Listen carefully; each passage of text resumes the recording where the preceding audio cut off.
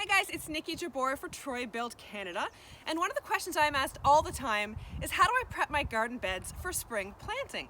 Well, early to mid-spring is a great time to get outside and put a little work in your garden beds so that you can give your plants a great start. So, here are my 4 steps to getting your garden beds ready for spring. Step 1. Inspect your garden beds and make repairs as needed. Sometimes you need to replace or even re-secure boards if you have raised wooden beds. This is also a time I inspect my tunnels and my trellises to make sure everything's secure and they also don't need any repairs.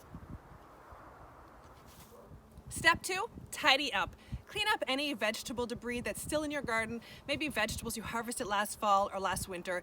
Clean that up and throw it in your compost bin. This is also a good time to pull any weeds if any spring weeds seem to appear, and they're always the first plants to emerge. And look for any tools. I have a bad habit of forgetting tools in my garden and discovering them in spring after all the snow melts. So gather up your garden forks, your hand trowels, any tools that might have gotten forgotten in your garden. Give them a good cleaning if they need it. You can sharpen your shovels and spades if necessary, and get ready to garden again. Step 3, loosen your soil. I don't deep dig my garden beds, but I do like to lightly fluff the soil in spring because winter snows and rains can really compact the soil down. So I make sure there's no weeds, I remove any rocks and stones, and I give the soil a light fluffing just to loosen it up and get it ready for seeding or transplanting. If you have an in-ground garden, this is also a great time to rototill your garden and work in soil amendments. Just remember, don't till if your soil is still very wet. Let it dry out a little bit first.